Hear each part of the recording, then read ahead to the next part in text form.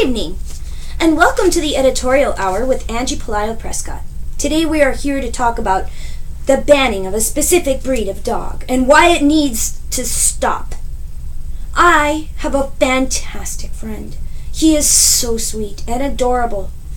He's always there for me when I need him, and listening with intent, and loves me unconditionally, and I love him like I would love a child. Sounds crazy, right?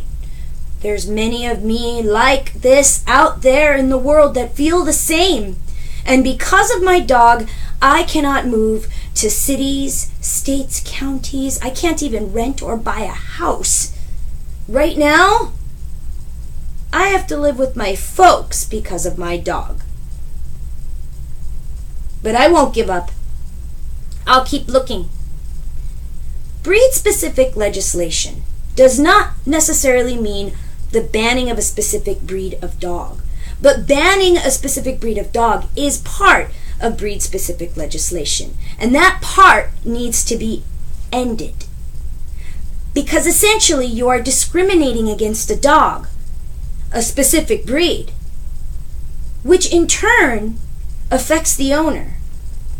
Because now the owner can't go perhaps to school somewhere they wanted to go to, or teach somewhere they wanted to teach, get a job somewhere they wanted to work, because they can't afford to move into a place that doesn't allow that specific breed of dog. Now, you're discriminating against the owners. It's really important to get this language right, though. Cars can be dangerous if you don't know how to drive them properly, and so can dogs.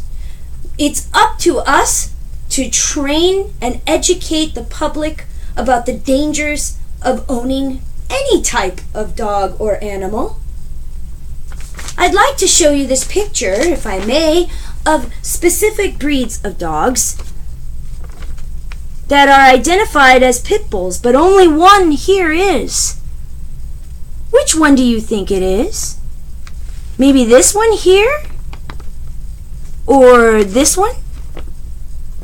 It's actually this little guy right here. Breed misidentification is one of the most common things to happen when someone is attacked by a dog. They look at the outward appearance of the dog and automatically identify it as a specific type of breed, be it a Rottweiler, a Doberman, a Pit Bull, and they are misidentified. The only way to really identify a dog is through its DNA, and DNA tests are not really done after a dog attack. It's done by site identification. There are 39 heirs to the bloodline of pit bulls that are not feared dogs. Leading experts in the field like Dr. Richard Polsky have told us this time and time again. It has to be a DNA test that helps to identify a dog, just like it would be with a human being.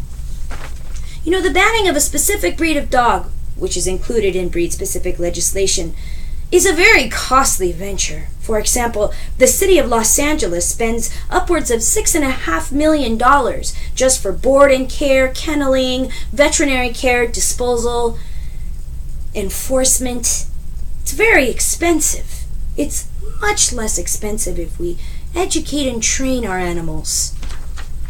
If we educate and train our owners and people in general on how to prevent dog bites, and for all dogs, we can limit the amount of dog attacks and the stigma attached to these large dogs.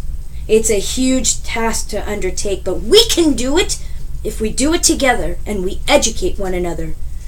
Soon the breeds will be displaced and possibly even become extinct, much like the buffalo did when we here in the United States decided that we needed to get rid of a breed due to a specific race.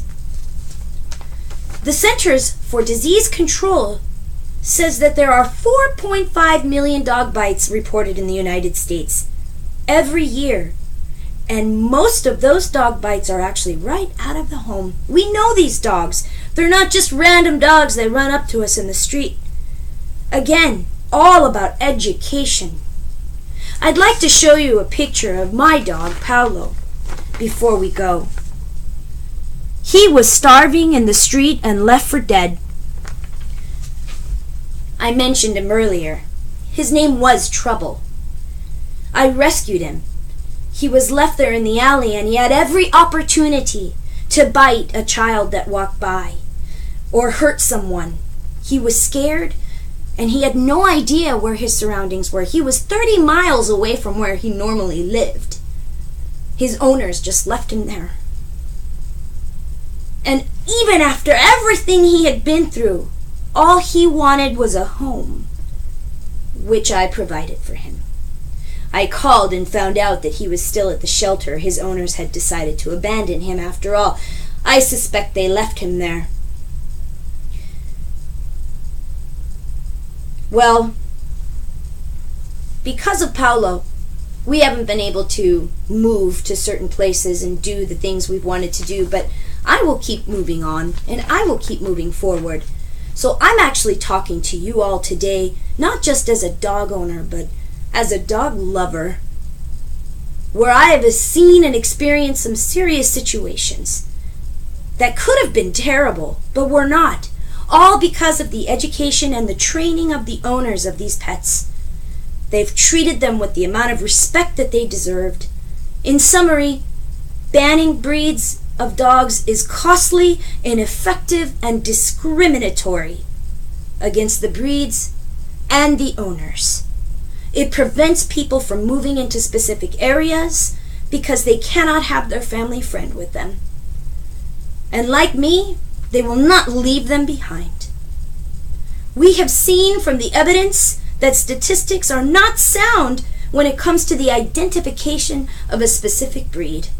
Additionally, banning a breed of dog is actually banning the owner as well, which is inhumane and again discriminatory. Through proper education and training, the risk of bites from dogs may be reduced. So there really is no need for the banning of any breed of dog ever. Thank you.